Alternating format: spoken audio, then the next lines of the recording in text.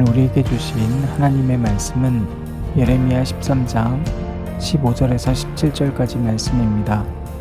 너희는 들을지어다. 귀를 기울일지어다. 교만하지 말지어다. 여호와께서 말씀하셨습니다.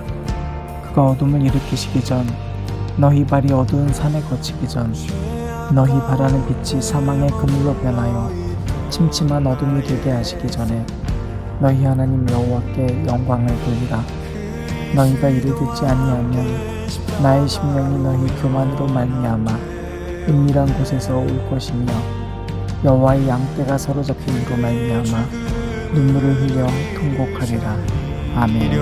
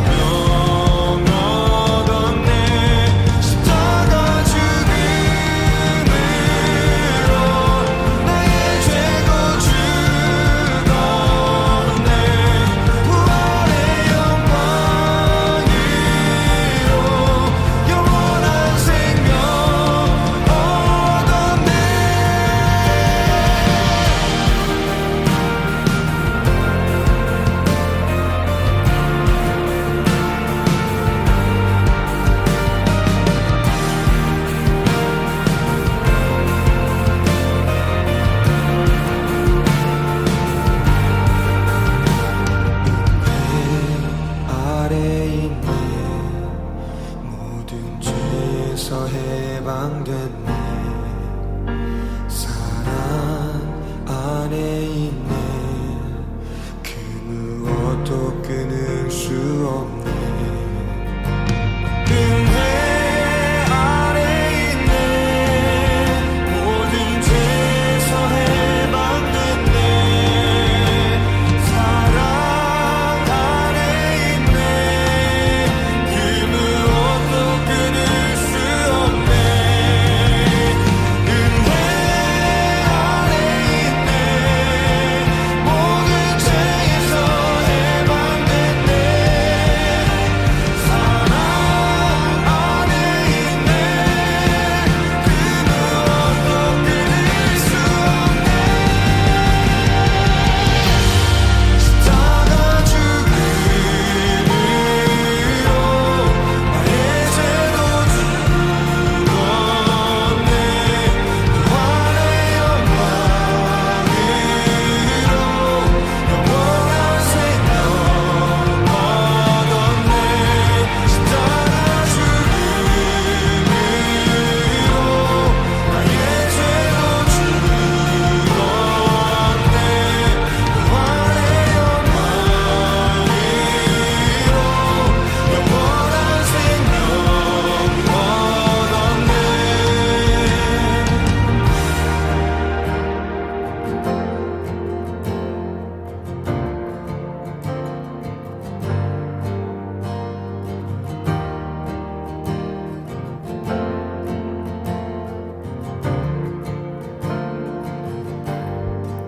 오늘도 우리 주님의 크신 은혜와 사랑이 저와 여러분에게 가득하길 바랍니다.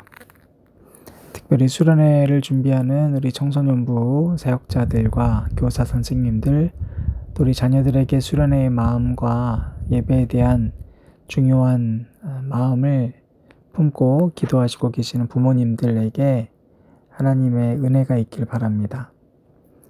여러분, 하나님의 은혜가 있어야 합니다. 수직적인, 그러니까 위에서부터 부어주시는 하나님의 은혜가 여러분에게 사라지면, 사실 이 은혜가 사라질 수는 없고요. 정확히 표현하면 그 은혜에 대한 민감성이 여러분에게 사라지면요, 그럼 이제 신앙생활도 힘들고 이 땅에서의 삶에 참 힘든 순간순간들이 점점 많아질 수밖에 없습니다. 여러분, 하나님께서 우리에게 오셨습니다. 우리가 먼저 간 게 아니에요. 하나님이 우리에게 오시면서 인간의 모습이 되셨다는 게 우리에겐 참 감동이죠. 전지전능하신 하나님의 아들 예수 그리스도가 죽을 필요가 없는데 죽으셨어요. 그래서 우리는 예수님을 겸손의 왕이라고 부르는 겁니다. 여러분, 우리 그리스도인들이 다른 종교인들과 다른 힘을 가질 수 있으려면요, 그래서 겸손해져야 합니다. 근데 겸손해질 수 있는 건 내 힘과 능력으로는 결코 안 되거든요. 바로 하늘에서부터 이 땅으로 오신, 우리를 위해서 죽으신, 섬김을 받으려고 온 것이 아니라 섬기러 왔다고 말씀하신 예수 그리스도의 마음이 없이는 우리는 할 수 없는 게 겸손이에요. 겸손의 모양은 낼 수 있지만 겸손의 능력은 없는 거예요. 여러분, 겸손이라는 건 다른 말로 그래서 사람들과 사람들 사이에 다리를 놓아주는 사람이 되는 거예요.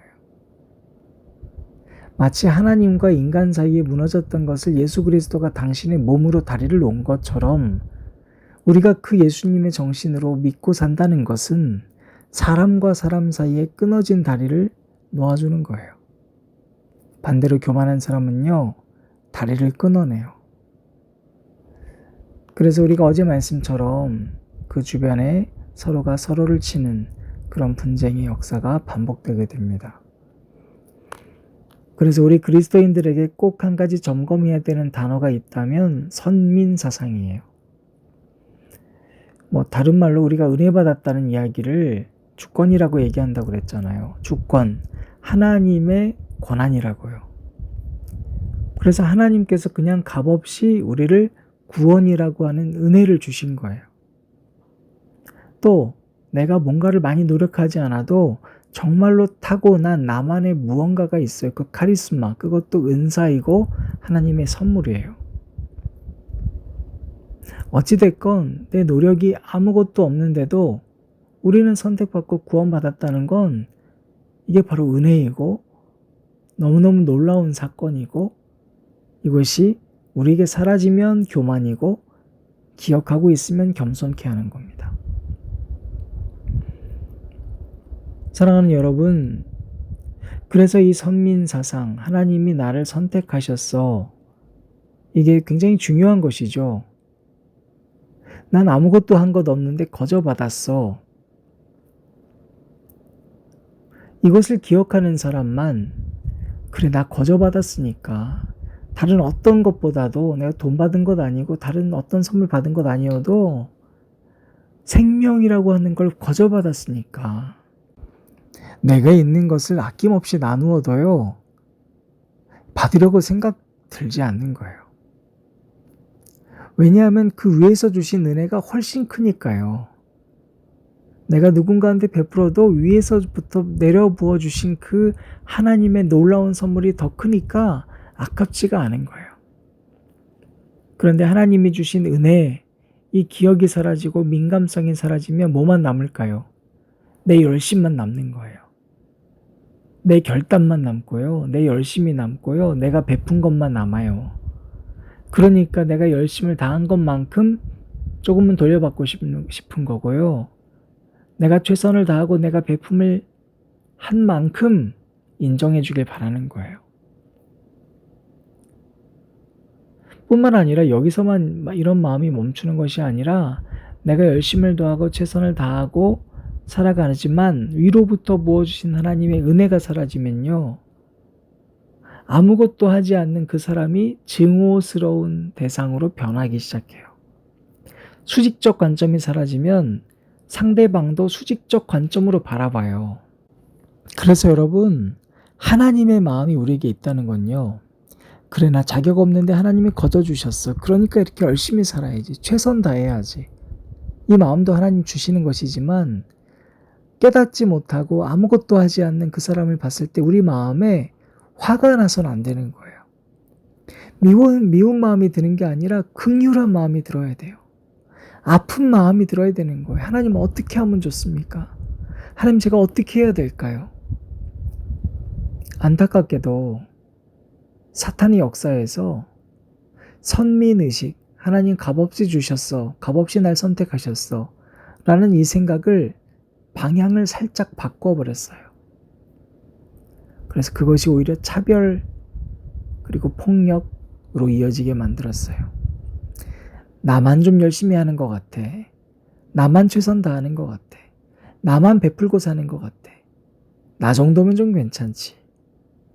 점점 그렇게 되면서 수직적 관점으로 타인을 대하다 보니까 나한테 유익이 되는 사람만 가까이 하고 싶고, 나에게 열심을 다하지 않거나 내가 바라보기에 아무것도 하지 않는 사람은 무시하고 미워지고 증오스러워지는 거예요. 여러분, 그게 폭력인 거 아세요? 그게 차별이에요. 그게 사탄이 주는 마음이에요. 여러분, 예레미야 말씀 우리에게 주셨어요. 이거 잊지 마셔야 돼요. 예레미야 열심히 살았어요. 그는 이적과 기사가 그를 통해서 나타난 적도 없어요. 예레미야 나이도 어렸어요. 이미 제사장도 있었어요. 당시에 개혁을 행했던 왕도 있어요. 그런데 하나님이 예레미야를 선택했잖아요. 뭘 잘했다고 선택했나요? 잘한 게 아무것도 없어요. 그는 말도 잘 못했어요. 연약했어요. 그런데도 예레미야가 순종하고 나아갔을 때 아무도 듣지 않아요, 여러분. 예레미야가 이렇게 산다고 누구 하나 그를 집중하는 것이 아니라 사랑해 준 것도 아니에요. 그가 해야 되는 일들은, 그가 해야 되는 말들은 아픈 말들이었고, 그가 이런 말을 했을 때 그 누구도 사랑할 수 없는 말들을 해야 됐어요. 한마디로 예레미야 혼자 배옷 위에다가 배 허리띠를 질끈 동여매고 살았지만 아무도 인정 안 해줘요. 그럼 여러분, 우리가 예레미야라면 얼마나 일하기 싫겠어요? 얼마나 하기 싫겠어요? 아니, 왜 나만 이렇게 해야 돼? 여러분, 오늘 본문 말씀 보세요. 15절, 너희는 들을지어다, 귀를 기울일지어다, 교만하지 말지어다, 여호와께서 말씀하십니다. 아무도 안 들어요. 아무도. 몇 번을 말해도 안 들어요. 여러분, 이때 우리 무슨 마음이 들죠? 우리 서로에게 예배 좀 드리자 할 때 무슨 마음 드는지 아세요? 사역자들에게 가장 먼저 무슨 마음이 들 수 있을까요? 사탄이 공격하면 미운 마음이 들 수 있다는 거예요. 그러나 여러분, 이 예레미야를 통해서 하는 말씀을 꼭 기억해야 됩니다. 하나님께서는 그럼에도 불구하고 증오와 미움으로 예레미야를 통해서 일하신 게 아니에요. 예레미야가 그때 나 혼자만 있는 것 같다, 쟤네들 정말 미워 죽겠다라고 하는 마음이 들게 된 것이 아니라 하나님께서 이스라엘 백성들을 향해서 채찍질을 선포하시고 심판의 메시지를 선포하셨을 때 예레미야는 울었어요. 엉엉 울었어요. 하나님께서 예레미야에게는 그의 심령에 눈물을 주셨어요. 그래서 예레미야 얘가 눈물의 선지자가 된 거예요. 말 안 듣고 아무것도 안 하고 심지어 반항하고 툭툭거리고 있는 이 백성들을 보면서 예레미야는 슬퍼지기 시작했어요. 애통해지기 시작했어요. 목회해보니까요, 수련회와 같은 중요한 일들이 있을 때 사탄이 우리에게 꼭 공격하는 게 어떤 건지 아세요? 미움의 마음이에요. 서로가 서로를 미워해요. 열심히 하지 않는 사람은 열심히 하는 사람이 시기 질투가 생기고요. 열심히 하는 사람은 열심히 하지 않는 사람이 미워지기 시작해요. 그러나 여러분, 우리 둘 모두에게 눈물의 마음이 회복되길 바랍니다. 우리 사역자들과 교사 선생님들, 부모님들, 나만 애타는 것 같다. 아니요, 여러분. 위로부터 부어주셨던 하나님의 눈물이 사라지지 마시길 바랍니다. 하나님이 여러분 살리기 위해서 얼마나 오셨는지 그 은혜가 사라지지 않길 바랍니다. 그래서 예레미야가 살았던 이 시대, 예레미야가 흘렸던 그 눈물이 말씀이 되어서 오늘날 우리에게까지도 골수를 쪼개는 살아있는 생명력 있는 말씀이 된 것처럼 여러분 이 시간 우리 단 한 생명도 좋습니다. 그 생명을 위해서 울며 기도할 수 있는 저와 여러분 되시길 바랍니다. 여러분 제가 보니까 우리 청소년부 친구들 9명이더라고요. 술 안에 몇 명이나 갈지는 모르겠어요. 기도할 거예요. 이름 한 명 한 명 부르면서. 여러분도 같이 기도해 주셨으면 좋겠어요. 여러분 우리 아이들 서인이, 서유리, 준빈이, 준건이, 준환이, 쌤, 요엘, 이삭이, 유준이 9명이에요. 여러분 이 9명의 아이들이요. 정말로 하나님을 알고 하나님을 찬양하고 하나님이 가장 귀하다고 세상의 옷이 아니라 그 가운데 허리띠를 질끈 동여매고 살아갈 수 있는 한 명 한 명이 될 수 있게 함께 기도해 주셨으면 좋겠어요. 여러분 기도하시겠습니다. 사랑의 아버지 하나님, 우리에게 하나님이 부어주셨던 하나님의 눈물에 대한 마음이 사라지지 않도록 우리를 도와주시옵소서. 하나님 어느덧 우리는 이 땅에 일어나는 일들을 보면서 비난의 칼을 높이 들고 서로를 정죄하고 서로를 미워하고 서로를 시기하며 살아가고 말았습니다. 하나님 우리를 용서하여 주시고 이제는 우리가 한 사람 한 사람 다리 놓는 사람들로 그들 사이에 예수 그리스도가 회복될 수 있도록 우리를 붙들어 주시옵소서. 하나님 눈물이 사라진 부모님들이 있다면 그 부모들의 마음에 그 부모들의 심령에 주님 눈물을 회복시켜 주시옵소서. 하나님 눈물이 사라진 교사들이 있다면 서로를 미워하고 정죄하는 것이 아니라 하나님 한 생명을 위해서 눈물 흘릴 수 있는 예레미야와 같은 사람들 될 수 있도록 주여 붙들어 주시옵소서. 우리 수련회의 모든 시종을 주님께 의탁합니다. 예수님 이름으로 기도드렸습니다. 아멘.